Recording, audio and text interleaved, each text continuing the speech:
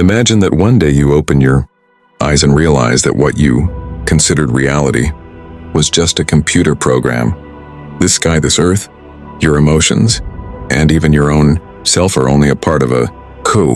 Are you really a free human being? Or a character running inside a supercomputer, whose remote control is in someone else's hands? Today's video will change your perspective of seeing this world forever. We are living in a world where technology has touched the boundaries of our imagination. Today, when we put on virtual reality, VR headsets, in a moment we reach the surface of Mars or descend into the depths of the ocean.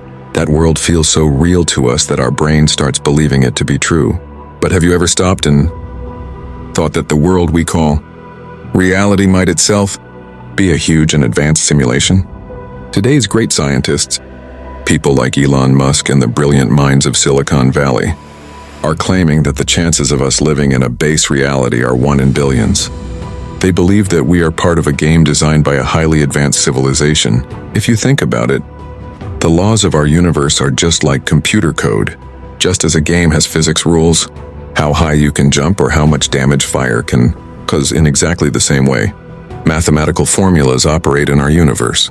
The speed of light is fixed.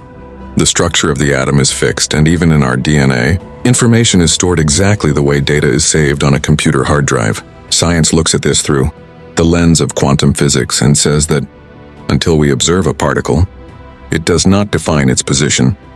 This is exactly like a computer game where only the scene in the player's field of view is rendered on the screen to save memory. But this is not only science. If we go back 1400 years, the Holy Quran stated a very profound thing. Allah Almighty says, "And the life of this world is nothing but play and amusement." Surah Al-An'am. Just think, such a book, revealed at a time when the concept of computers did not even exist, is calling this world a game. How meaningful this word is. What happens in a game? There is a temporary time, some challenges, some levels, and at the end a scorecard is made. The Quran repeatedly reminds us that this world is mata al-ghurur, meaning a provision of deception. Just as a simulation looks completely real but is merely a reflection, in the same way this world is a testing ground where we have been sent for a specific time. There is a hadith of our beloved Prophet, the meaning of which is, people are asleep. When they die, they wake up. This sentence is deeper and more shocking than any scientific theory. Are we currently in a collective dream? Is death the moment when we will exit this simulation and see the real reality?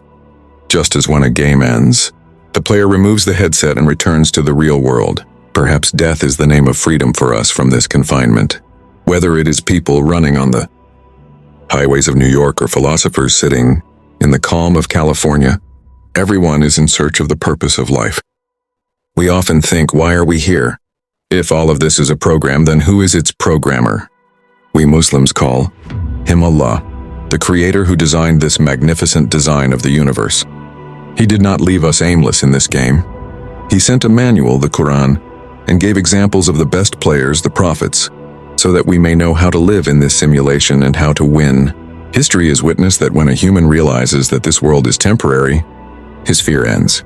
Even in the greatest difficulties, he does not panic, because he knows this is just a stage that will pass. Why are we suffering from stress, anxiety, and depression in today's era? Because we have considered this simulation to be everything.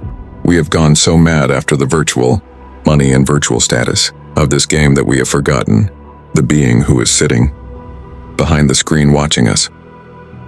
If your life is a computer game, then are you its player, or merely an NPC, non-player character who only follows a written script? Do you really have the power of choice? Or is every one of your prayers and every desire also part of this program? The thing to think about is, if tomorrow you are taken out of this game, what will you have with you? Your bank balance, your cars, and your possessions will remain on this hard drive. With you will go only that data which we call deeds. Our soul is the only thing that does not belong to this simulation. It came from somewhere else and has to return somewhere else. This body is just an avatar, a suit given to us to live in the environment of this world. In societies like America, where everything is based on material progress and appearances, it becomes even more necessary to think, have we become just a part of a machine? Is our life limited only to work, bills, and then death? No, we are far greater than this. We are a creation whose actions are being observed by angels. Our every movement is being recorded. Every pixel is being saved. Next time when you look in the mirror, ask yourself one question. Am I really what I see in the mirror? Or am I the soul that is controlling this human structure, like a controller? If the code of this universe is changed, where will you be? What do you think about this? Have you ever felt a glitch or a miracle in your life that made you think that this world is not what it seems? Be sure to write your thoughts and questions in the comments, because it is possible that your one question becomes the topic of our next video, and together we open the next layer of this reality. Until then, stay awake, because reality is far more astonishing than your imagination.